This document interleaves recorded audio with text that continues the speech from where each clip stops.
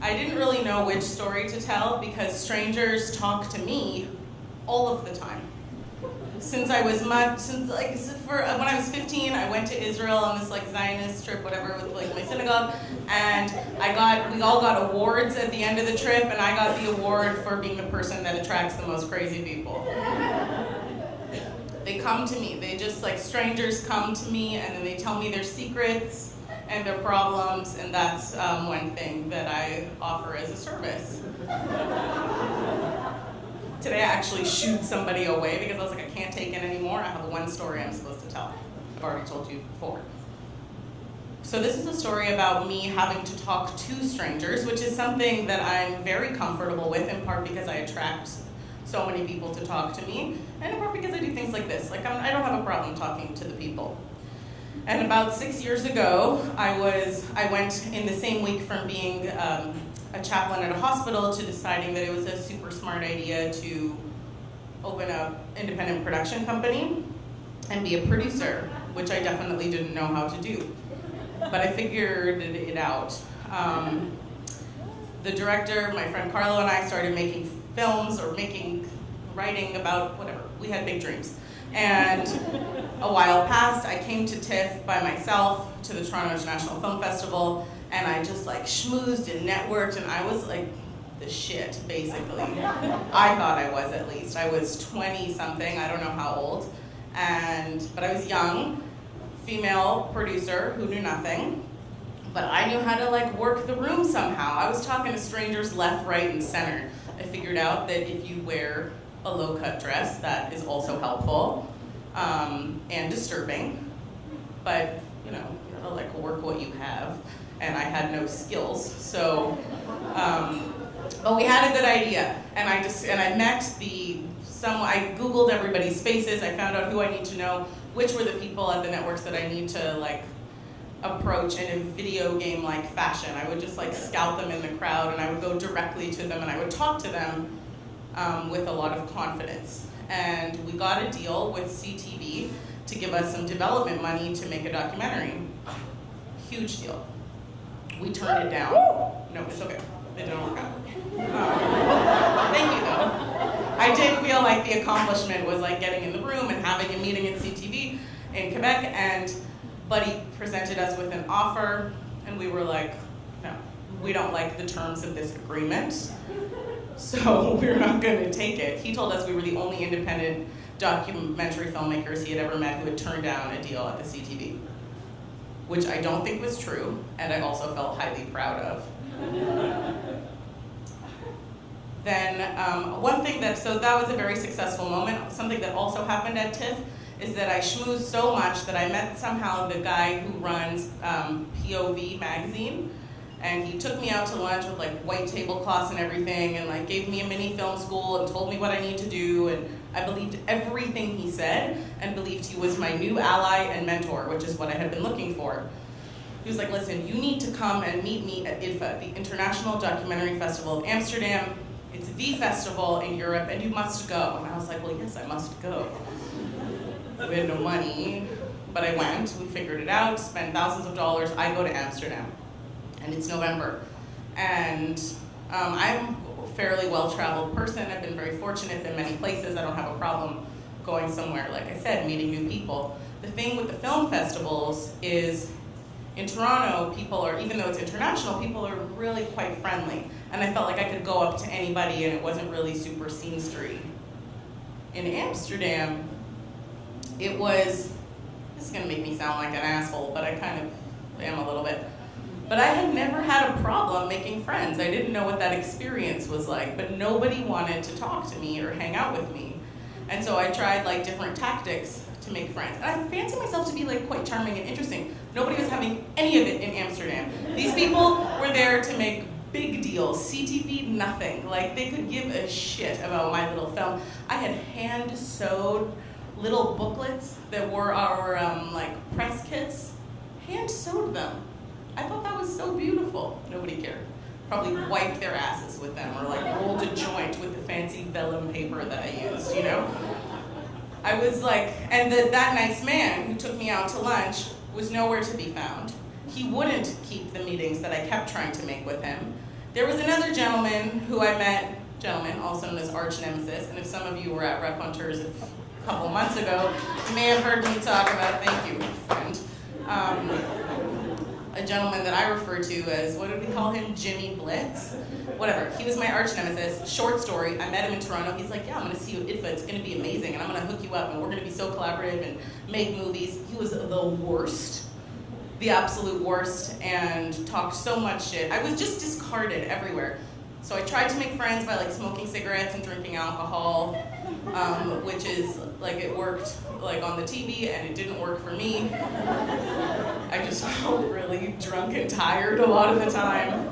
And I had some success in the night hours with the Canadian, there was, at film festivals they have like parties, like Canadian contingents. Up the Yangtze was big at that time, and Young Chang is a great director. He was really nice actually, but nothing, whatever, he didn't make me feel better. But his film was beautiful, he was really nice. And so that whole crew, a lot of, we had like a lot of like the big documentary dudes from Toronto. These are, I don't even know if they're like B-list celebrities. If you're a documentary nerd, you've like seen the large sweaty men make the important films, and you know who they are. I'm not gonna say their names because that would be disrespectful, but these dudes are biking all around drunk in Amsterdam, not giving me the time of day, even though I've met them. I show up at the parties. Once they're very well liquored, then they'll talk to you, but only at night.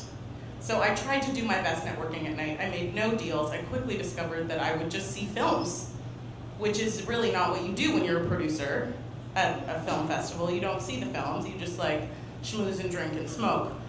So I started seeing films, and which I had never done at a festival because I thought that I was like too cool to see the films. I was too busy like bustling between meetings and like looking at my cell phone or whatever.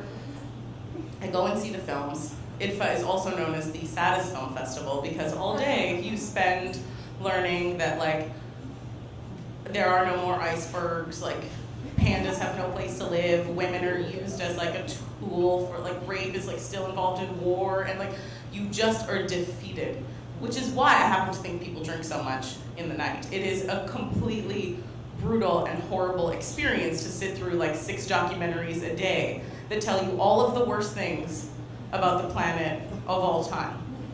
And then I'm supposed to go and make friends with nobody who wants to talk to me. It was the worst. Yeah. But then I heard that Werner Herzog was going to be at the festival, and that never, ever happens. He's like this mysterious, for me he was it. In my like short amount of time going from being somebody who accompanied people through death to becoming a documentary producer, the director I worked with, my friend, he was like, you'll like this guy, and I did. I fell in love with his films. I thought he was just the weirdest person that could have ever existed, and I was like, I can't believe he's here. That's the guy I need to meet, if only to make this trip worthwhile for something, because nothing was happening. I was getting invited to like sex bars and coffee shops, and I just like, I didn't want to do that. Like I wanted to be that amazing person from TIFF. So, but she did not exist anymore. So Herzog is there, it's a buzz. And I go and I have this beautiful, incredible moment watching the premiere of his film, Raconteurs at the End of the World. Has anybody seen that? Well, you should watch it. It's beautiful. It's about the Arctic. I'm sitting there in the Tuschinski Theater. It's super old. It's magical. And I'm having an experience actually watching this film. But if you watch any of his films, which I recommend you do, the experience of it is very jarring because here you are, you feel like he's given you a gift because you're seeing some of the most amazing scenery you've ever seen. And the score is incredible, and I'm just like, this is worth it. I'll go home, and the director will be mad because I will have done no work, but I will have had an experience with this film. And then like Herzog's voice comes on the narration and the voiceover, and he just ruins it for you because his voice is just like, there's nothing that is beautiful about the sunshine, and like he's just like, sort of, like, he just like brings you back down to earth, and you remember, you're like, oh, I'm in Amsterdam at the festival and I'm a huge failure. Thanks for the reminder. But I'm still completely enchanted. A day later, Grizzly Man screens, which is the film that he made. More of you know that. It's whatever. It's a film about this man who's very bizarre. I forget his name, and he goes and lives with grizzly bears for many years with his girlfriend. He films all of it. He's completely infatuated with the bears, whatever. He had all this footage. Herzog takes it and makes a documentary about it with his like very creepy voiceover thing. And it's a super interesting film. And I'm sitting third row, like up in his tits, you know? And he comes out for the Q&A, and I'm trying to think the whole time, I'm like, what can I ask him? Like, what can I ask Werner Herzog? But I'm like, you can't actually ask him anything.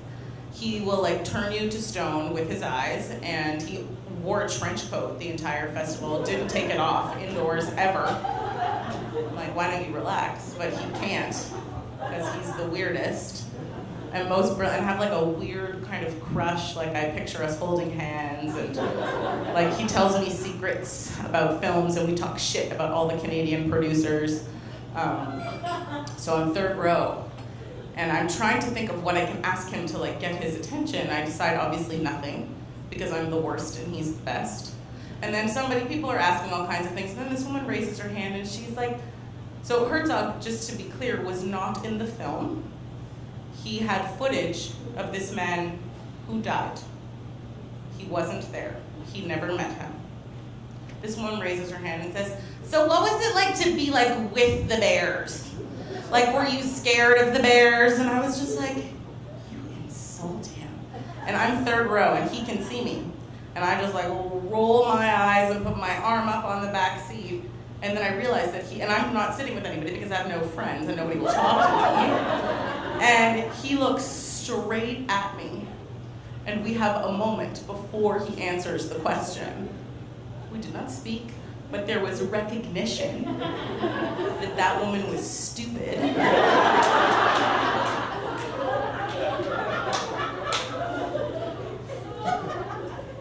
And it was the best.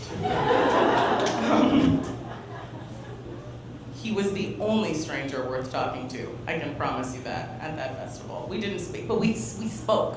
He's probably thinking about me right now, but like there was like a moment of connection. So for me, somebody who talks all the live long day to everybody all of the time about everything, and people talk to me about everything, I think one of my most powerful moments talking to a stranger was with Buddy, with our eyes, thanks to stupid LaRue in the back row. So that's it. Thank you.